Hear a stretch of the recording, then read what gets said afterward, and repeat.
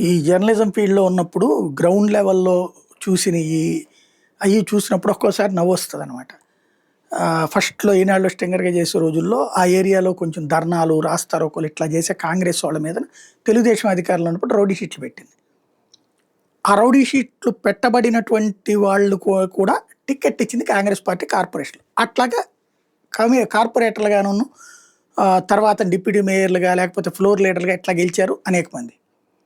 అప్పుడు ఇదే పోలీస్ వ్యవస్థ వాళ్ళ దగ్గరికెళ్ళి ఇదే మున్సిపాలిటీ, ఇదే పోలీస్ వ్యవస్థ ఆళ్ళ దగ్గరికెళ్ళి అయితే అప్పట్లో కొంచెం గౌరవం ఇచ్చేవాళ్ళనుకోండి కార్పొరేటర్‌కి కూడా. ఇప్పుడంటే కార్పొరేటర్‌లంటే వాల్యూ లేదుగా.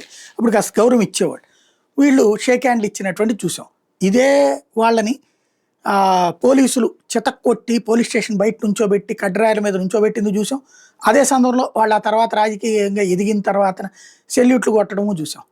ఇదంతా ఇప్పుడు ఎందుకు చెప్పాల్సొస్తుందంటే, అంటే పాపం పోలీసుల విధి నిర్వహణలో ప్రజాస్వామ్యం వాళ్ళని ఎట్లాగా ఇబ్బంది పెడుతుంది అనడానికి సజీవమైనటువంటి సాక్ష్యం అనమాట.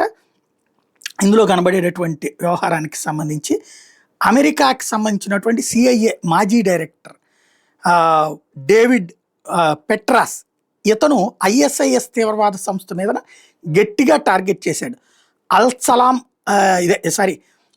ఇతని వచ్చేటప్పటికి ఎవరు సిరియన్ ప్రెసిడెంట్ అల్ షరా ఎవరైతే ఉన్నాడో అతన్ని దెబ్బ కొట్టడానికి అతని మీదన $10 మిలియన్ ఇది కూడా ప్రకటించాడు, బహుమతి కూడా. వీడి తలకాయ తీసుకొచ్చి ఇచ్చిన ఈయన చంపినా సరే $10 మిలియన్ బహుమతి ఇస్తామని చెప్పి ప్రకటించినటువంటి వ్యక్తి సిఐఏగా డైరెక్టర్గా చేసినటువంటి డేవిడ్ పెట్రస్ ఇంతకుముందు చేసిన టైంలో ప్రకటించాడు.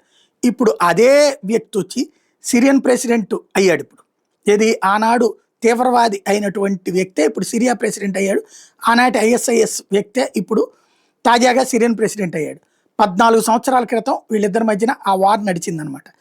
ఇప్పుడు అదే ప్రెసిడెంట్ దగ్గరికి వెళ్ళి తాజాగా సలాం అలైకుం అని చెప్పి నమస్కారాలు చేసుకోవాల్సిన పరిస్థితి రావడం, దాన్ని ఇప్పుడు అంతర్జాతీయ మీడియా అప్పుడే అతని స్టేట్మెంట్లని తీసుకొచ్చి ప్రచారం చేస్తున్నారన్నమాట.